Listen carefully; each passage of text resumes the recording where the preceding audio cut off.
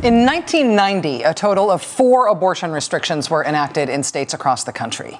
And then it pretty much went along at that pace for much of the rest of the decades in the 1990s. There are a few spikes here and there in the late 90s. But in total, in that decade, in the 1990s, about 130 restrictions on abortion rights were passed into law in various states. These are new figures from the Guttmacher Institute. In the following decade, in the 2000s, the number of new state restrictions on abortion rights got bigger, and it was sort of a more volatile process. In total, there were about 189 anti-abortion measures put into place versus 130 the decade before. But then after 2010, the deluge.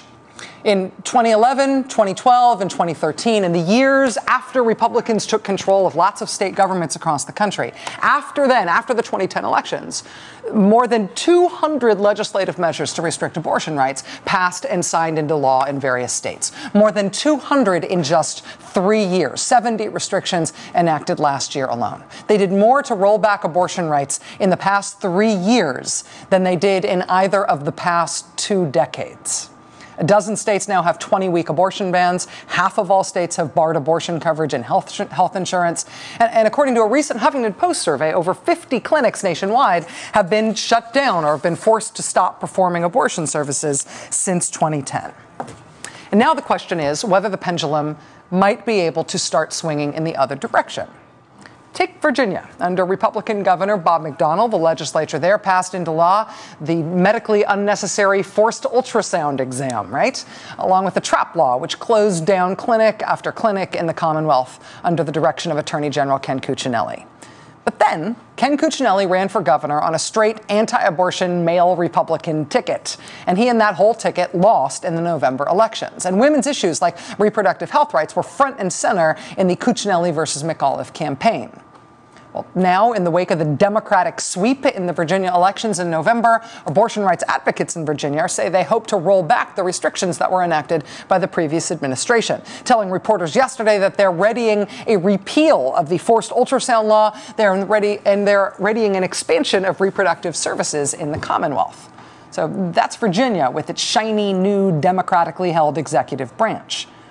In Wisconsin, Republican Governor Scott Walker and the Republican-controlled state legislature there cut off funding to Planned Parenthood. They shut down lots of clinics in the state. They passed a TRAP law ready to shut down more. The state legislature in Wisconsin was all set to pass another round of restrictions on abortion and specifically on contraception, including the Ask Your Boss law that would have made you have to ask your boss if you could pretty please have your health insurance cover your birth control pills.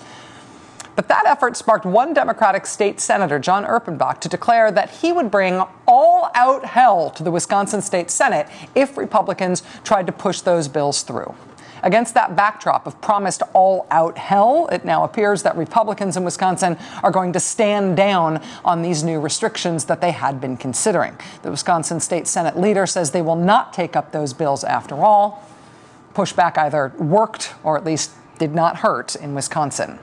And while 2013 saw a ton of legislative wins for anti-abortion advocates and Republican-controlled state governments, when the issue went to a vote by the general public in the great city of Albuquerque, New Mexico, that super divisive citywide all-out anti-abortion referendum in Albuquerque lost and lost badly. And that electoral loss for anti-abortion advocates came on the heels of the largest state in the county expanding abortion access in California, where abortion procedures can now be performed by more health professionals, not fewer. It is 2014. There are gubernatorial elections on the horizon this year. Yippee! Several highly visible pro-choice candidates are running against staunchly anti-abortion Republicans, from Wendy Davis in Texas to Mary Burke, who's challenging Scott Walker in Wisconsin. Will 2014 be the year to roll back the abortion rights rollback of the past several years? Does this mean that things are moving back in the other direction? Will there be a significant pushback against the huge anti-abortion advances we have seen in the states in the past 3 years?